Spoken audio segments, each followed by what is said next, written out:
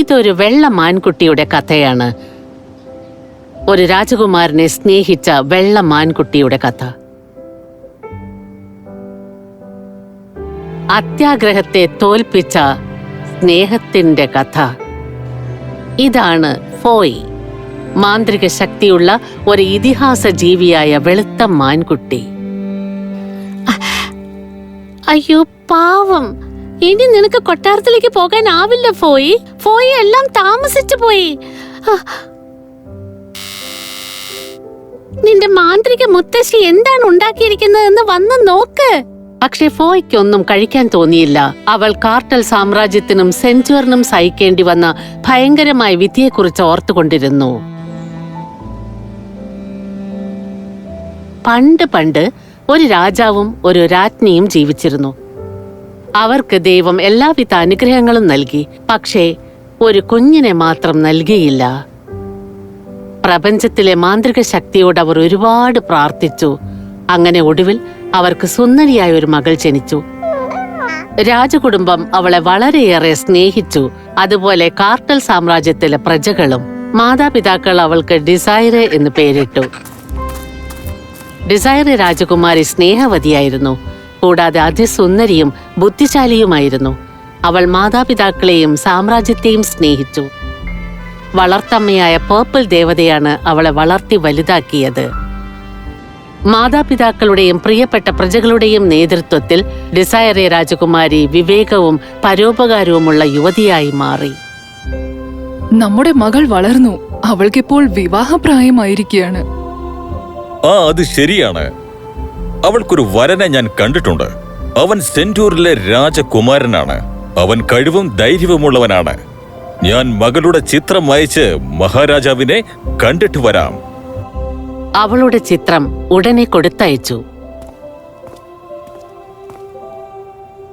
ഡെസുരെ, സെന്റൂറിലെ രാജകുമാരൻ നിന്നെ കാണാൻ ആഗ്രഹം അറിയിച്ചിരിക്കുന്നു. ഡിസൈറെ രാജകുമാരന്റെ ചിത്രം നോക്കി പുഞ്ചിരിച്ചു. രാജകുമാരന്റെ ധീരതയെക്കുറിച്ച് അവൾ പല കഥകളും കേട്ടിട്ടുണ്ട്. പുറത്ത് പറഞ്ഞില്ലെങ്കിലും ഒറ്റയ്ക്ക് അനേകം രാക്ഷസന്മാരെ തോൽപ്പിച്ച രാജകുമാരനെ കാണാൻ അവൾക്കും ആകാംക്ഷയുണ്ടായിരുന്നു. നിന്റെ അഭിപ്രായം എന്താണെന്ന് പറ മോള്. പേരുപോലെ തന്നെ അമോർ രാജകുമാരൻ സുന്ദരനാണമ്മേ, സ്നേഹമുള്ളവനുമായിരിക്കും. അങ്ങനെ അവർ തമ്മിൽ കാണാൻ ഏർപ്പാട് ചെയ്തു. പക്ഷെ അതത്ര എളുപ്പമല്ലായിരുന്നു. രാജാവേ, അങ്ങയുടെ മകളുടെ നന്മയ്ക്ക് വേണ്ടിയാണ് ഞാനിത് പറയുന്നത്.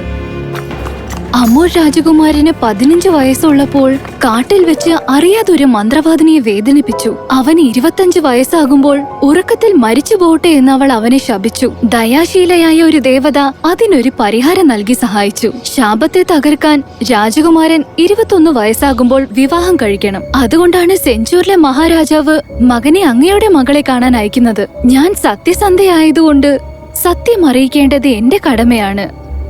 ഇനിയെല്ലാം അങ്ങയുടെ ഇഷ്ടം മഹാരാജാവേ. എന്ത്? ഇതെനിക്ക് സ്വീകരിക്കാനാവില്ല. ഉടനെ ഞാനൊരു സദസ്സ് വിളിച്ചുകൂട്ടി സെഞ്ചൂറുമായി ഞാൻ ഉണ്ടാക്കിയ എല്ലാ ഉടമ്പടികളും റദ്ദാക്കുന്നതാണ്. ഈ വാർത്ത ഡിസൈറയും കേട്ടു. അതിൽ അവൾ ഒട്ടും സന്തുഷ്ടയായിരുന്നില്ല. സ്വന്തം പ്രജകളെയും സാമ്രാജ്യത്തെയും സംരക്ഷിക്കാൻ ശ്രമിക്കുന്ന ഒരു വ്യക്തിയെ ശാപത്തോട് മത്സരിക്കാൻ ആരും സഹായിക്കില്ലേ? ഞാൻ സഹായിക്കാം. ഞാൻ അമോർ രാജകുമാരനെ കാണും. ഉടനെ തങ്ങളുടെ രാജ്യത്തേക്ക് വരണമെന്ന ഒരു രഹസ്യ സന്ദേശം ഡിസൈറെ സെന്റൂറിലേക്ക് അയച്ചു.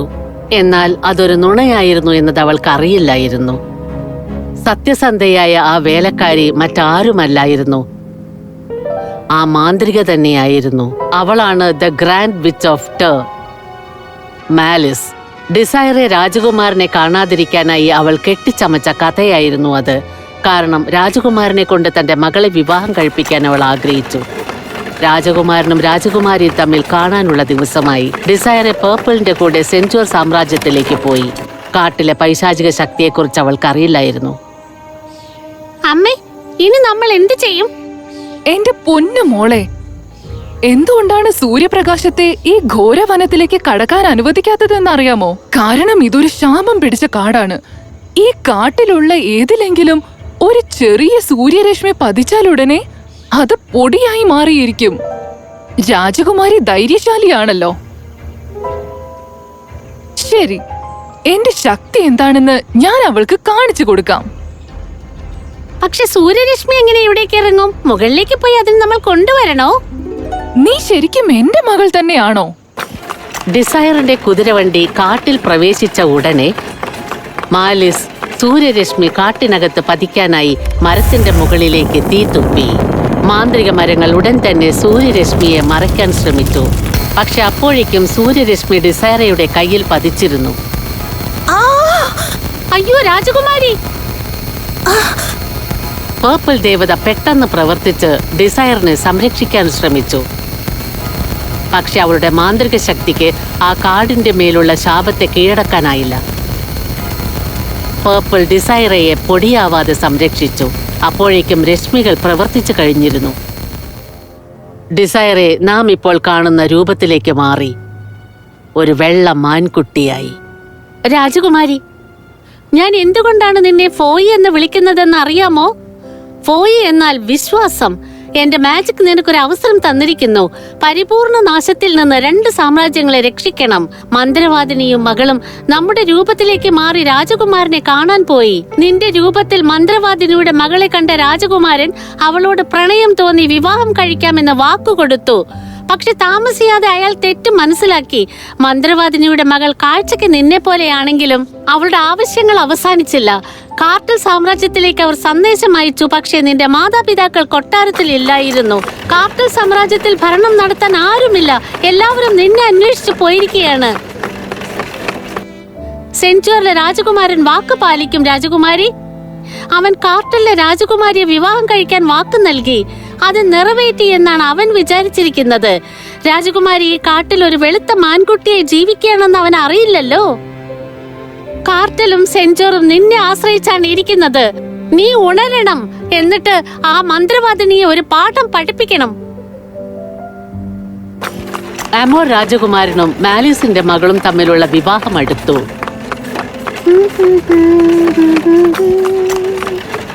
നിക്ക്, എന്താണത്? അതൊരു വെള്ള മാൻകുട്ടിയല്ലേ? വണ്ടി നിർത്തൂ, മാൻകുട്ടിയെ പിടിച്ചുകൊണ്ടുവരൂ ജീവനോടെ. ആജ്ഞപ്രകാരം ഭടന്മാർ പ്രവർത്തിച്ചു. അവർ മാൻകുട്ടിയെ പിടിച്ചുകൊണ്ടുവന്നു. ഇതിന് എന്തൊരു ഭംഗിയാ! ഇതിനെ ഒരു കൂട്ടിലിട്ട് നമുക്ക് വീട്ടിലേക്ക് കൊണ്ടുപോകാം. രാജകുമാരി, ക്ഷമിക്കണം. വെള്ളമാൻകുട്ടികൾ മാന്ത്രിക ജീവികളാണ്. നൂറ്റാണ്ടുകളായി ആരും അതിനെക്കുറിച്ച് കേട്ടിട്ടേയില്ല. കൂടാതെ ഇതിനെ പിടിക്കാൻ വളരെ എളുപ്പമായിരുന്നു. എന്തോ കുഴപ്പമുണ്ട്. മിണ്ടാതിരിക്കും മടയാ. എന്നോട് തർക്കിക്കാൻ എങ്ങനെ ധൈര്യമുണ്ടായി? ഞാനൊരു വിഡ്ഢിയാണെന്ന് നീ വിചാരിച്ചോ? ഈ വെള്ളമാനിനെ ഇവിടെ വിട്ടിട്ട് പോയാൽ ഇതിനെ പിടിച്ച് വിൽക്കാമെന്നായിരുന്നു നിന്റെ ഉദ്ദേശം. ഈ മാന്ത്രികമാൻ എന്റേതാണ്. ഞാൻ കൊട്ടാരത്തിലേക്ക് ഈ മാനിനെയും കൊണ്ടുപോകും. ഇനി നീ ഒരക്ഷരം മിണ്ടിയാൽ ഞാൻ നിന്നെയും ഒരു കൂട്ടിലിട്ട് അടയ്ക്കും. ഭടൻ ഒന്നും മിണ്ടിയില്ല. എല്ലാവരും സെഞ്ചുറിലേക്ക് യാത്ര തുടർന്നു. മാൻകുട്ടി, അമ്മയ്ക്ക് മാന്ത്രിക ജീവികളെ ഇഷ്ടമാണ്. നിന്നെ അമ്മ ഒരു പാവയാക്കി മാറ്റാൻ അനുവദിക്കരുതല്ലേ? എന്റെ വിവാഹം കഴിഞ്ഞ് നിന്നെ ഞാൻ എല്ലാവരെയും ഗർവത്തോടെ കാണിച്ച ശേഷം അമ്മയ്ക്ക് എന്തും ചെയ്യാം. പോയിയെ ഒരു ദിവസത്തേക്ക് അവൾ ഒളിപ്പിച്ചു.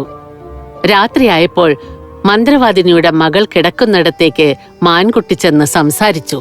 നീ അതിസുന്ദരിയാണ്. നിന്റെ വിവാഹം കാട്ടിൽ വെച്ച് നടന്നാൽ അതിഗംഭീരമായ ഒരു ആഘോഷമായിരിക്കും അത്. അതുകൊണ്ട് കാട്ടിലേക്ക് പോകൂ, പോകൂ. അടുത്ത ദിവസം മകളുടെ ആവശ്യം കേട്ടപ്പോൾ മാലിസ് വല്ലാതെ കുഴങ്ങി. കാട് കാട് കാട്.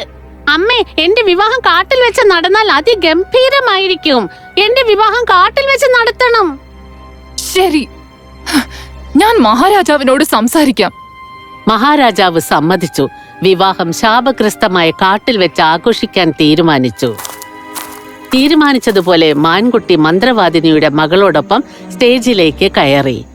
അപ്പോഴാണ് ആദ്യമായി രാജകുമാരനും മന്ത്രവാദിനിയും മാൻകുട്ടിയെ കണ്ടത്. നിൽക്കൂ, ആ കണ്ണുകൾ! എന്ത്? ഇല്ല, ഇത് അസാധ്യമാണ്. ഇത് ഡെസറിയാണ്. പേർപ്പിൾ ഇതിനു വേണ്ടിയാണ് കാത്തിരുന്നത്. മന്ത്രവാദിനി ഇമ ചലിപ്പിക്കുന്നതിന് മുൻപ് മന്ത്രവാദിനിയുടെ മകളുടെ മീതെയുള്ള മരത്തിൽ അവർ ഒരു വിടവുണ്ടാക്കി.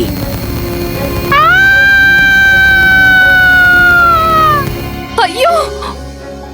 മാലിസ് പർപ്പിളിനെ ആക്രമിക്കാൻ ശ്രമിച്ചപ്പോൾ ദേവതയുടെ മാജിക് മുകളിലുള്ള മരത്തിൽ തട്ടി ഒരു സൂര്യരശ്മി കാട്ടിനകത്തേക്ക് പ്രവേശിച്ചു. അത് നേരെ മാലിസിന്റെ മേൽ വീണു. അവൾ പൊടിയായി മാറി.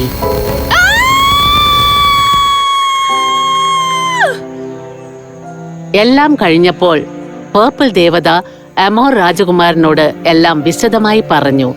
തന്റെ പ്രിയപ്പെട്ടവൾ ജീവിച്ചിരിക്കുന്നുണ്ടെന്നറിഞ്ഞതിൽ അവൻ സന്തോഷിച്ചു. ആമർ രാജകുമാരൻ മാൻകുട്ടിയുടെ അടുത്തേക്ക് ഓടി അവളെ കെട്ടിപ്പിടിച്ച് അവന്റെ സന്തോഷത്തിന് അതിരില്ലായിരുന്നു. അവൻ മാൻകുട്ടിയുടെ മുഖമുയർത്തി നെറ്റിയിൽ ചുംബിച്ചു. ഉടനെ ഫോയ് വീണ്ടും പഴയ രൂപത്തിലേക്ക് മാറി. എന്ത്? ഓ, പ്രണയത്തിന്റെ ചുംബനം! ആമർ രാജകുമാരൻ, നിന്റെ യഥാർത്ഥ പ്രണയം ഇവളെ തിരിച്ചു കൊണ്ടുവന്നു. ഭയമില്ലാത്തൊരു മാന്ത്രിക മാനിനെ ഞാൻ എങ്ങനെ പ്രണയിക്കാതിരിക്കും പർപ്പിൾ? ഡിസയറിന്റെ തിരിച്ചുവരവ് ഇരു രാജ്യങ്ങളും ആഘോഷിച്ചു. ശാപഗ്രസ്തമായ കാട് എന്നേക്കുമായി മൂടപ്പെട്ടു. രാജകുമാരനും രാജകുമാരിയും രാജകീയ ആഡംബരത്തോടെ വിവാഹിതരായി. വെള്ള മാൻകുട്ടിയുടെ സ്നേഹവും നിശ്ചയദാർഢ്യവും പൈശാചികതയെ എന്നേക്കുമായി ജയിച്ചു.